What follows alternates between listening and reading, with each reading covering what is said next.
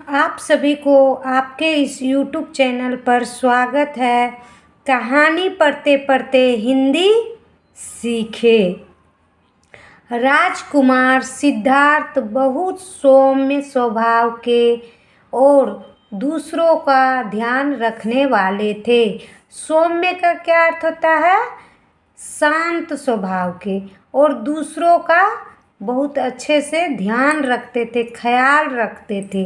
जबकि उनका चचेरा भाई देवदत्त दुष्ट था। दुष्ट मतलब क्या होता है? बुरा व्यवहार का था, जो किसी को अपना ना समझे और उसे दूसरों को सताने में आनंद आता था। किसी को सताने में, दुख पहुंचाने में उसे बहुत ही खुशी मिलती थी, खुशी आता था। देवदत्त को शिकार करने का बहुत शौक था। उसका चचेरा भाई जो था देवदत्त, उसे शिकार करने का बहुत ही शौक था, आदी था, शौकीन था। और जो भी पशु पक्षी दिखता उसे वह निर्दयता पूर्वक मार डालता था। निर्दयता का मतलब क्या होता है? निर्दय होना, जिसके दिल में दया ना हो, वो उसी को कहा जाता है निर्दयता पूर्वक। एक दिन देवदत्त अपने भवन के छत पर खड़ा था। देवदत्त कहाँ था? अपने भवन के छत पर।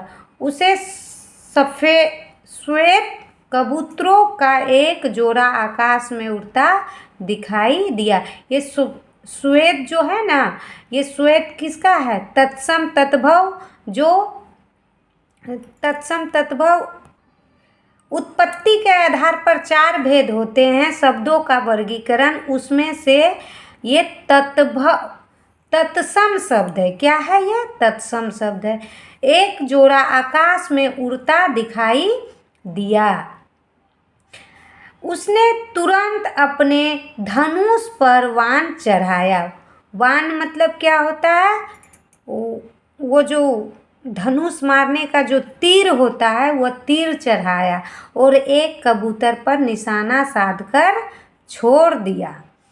चूंकि वह निपुण धनुर्धारी था। क्या था? निपुण मतलब धनुर्धारी में प्रांगत था, मतलब बहुत अच्छा जानता था। धनुष मारने के लिए उसमें कौशल प्राप्त था उसका। इसलिए बाण निशाने पर लगा और कबूतर नीचे गिर पड़ा। लेकिन कबूतर उसके आंगन में न गिरकर पास में सिद्धार्थ के बगीचे में गिरा। पास में जो सिद्धार्थ का बगीचा था, उसके बगीचे पर गिरा। राजकुमार सिद्धार्थ उस समय बगीचे में ही था। राजकुमार जो उसका चचेरा भाई था सिद्धार्थ, वह बगीचे में टहल रहा था। उन्होंने बाण से घायल कबूतर को देखा। बाण भी क्या है? बाण भी क्या है? ये क्या है? ये भी तत्सम शब्द है। वे तुरंत उस ओर दौड़ा और हल्के हाथों से कबूतर को उठा लिया। कबूतर के शरीर में घुसा बाण उन्होंने सावधानी पूर्वक निकाल दिया। जो तीर घुस गया था उसे सावधानी पूर्वक निकाल दिया। फिर उन्होंने कबूतर का उपचार कर उसे आराम पहुंचाने के लिए कुछ खाने को दिया। उपचार का अर्थ क्या होता है? उपचार का अर्थ होता है इलाज करना, मतलब देख रेख करना, उसे दवाई मरहम पट्टी लगाना।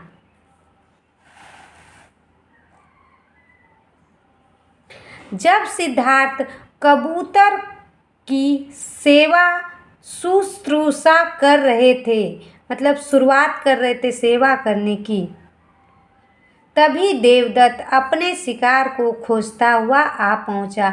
उसने कहा कि कबूतर उसे दे दिया जाए। राजकुमार सिद्धार्थ जानते थे कि अगर कबूतर देवदत्त को दे दिया जाए तो उसकी क्या गति होने वाली है। मतलब देवदत्त और सिद्धार्थ दोनों चचेरा भाई था और उसके स्वभाव से सिद्धार्थ वाकिफ था। उसे पता था कि वह जानवरों पर कैसा दुर्व्यवहार करता है, दुष्टतापूर्वक उसके साथ अच्छा व्यवहार नहीं करता है, इसलिए उसे ये अतः उन्होंने देने से मना कर दिया। इस बात से देवदत्त अप्रसन्न हो गया, मतलब अप्रसन्न मतलब दुखी हो गया। उसने उग्र मतलब क्रोध होकर जोर दिया कि यह मेरा शिकार है, इसलिए इस पर मेरा अधिकार है। मैंने जिसे मारा है उस पर किसका अधिकार है? मेरा अधिकार। राजकुमार सिद्धार्थ का हृदय घायल कबूतर का कष्ट देकर द्रवित हो रहा था। उन्होंने प्रतिवाद करते हुए कहा कि प्रतिवाद का मतलब होता है विरोध करते हुए कहा कि चूंकि कबूतर मेरे बगीचे में आकर गिरा है, इसलिए जब तक यह ठीक नहीं हो जाता तब तक इस कष्ट में पड़े पंछी की रक्षा करना मेरा नैतिक कर्तव्य है। नैतिक का मतलब है अच्छा कर्तव्य है। मेरा यह कर्तव्य है कि मैं इसकी सेवा करूं। देवदत्त यह बात मानने को तैयार नहीं था और वे कबूतर को लेकर झगड़ते रहे। अंत में इस समस्या के समाधान के लिए वे राजा के पास गए। राजा ने दोनों की बातें धैर्यपूर्वक सुनी, मतलब धैर्य मतलब शांतिपूर्वक सुना, धैर्य धारण करके सुना और अपना निर्णय सुनाया। उन्होंने कहा, देवदत्त द्वारा घायल किया गया पंछी राजकुमार सिद्धार्थ की सीमा में जाकर गिरा। यह कहावत जग प्रसिद्ध है कि मारने वाले से बचाने वाला का अधिकार अधिक होता है। जो मारता है उससे अधिक बचाने वाला का अधिकार होता है। इसलिए देवदत्त के बजाय जिसने कबूतर को मारना चाहा, उसे बचाने वाले राजकुमार सिद्धार्थ को ही कबूतर रखने का अधिकार है। तर्क काफी संगत था। देवदत्त चुप रह गया।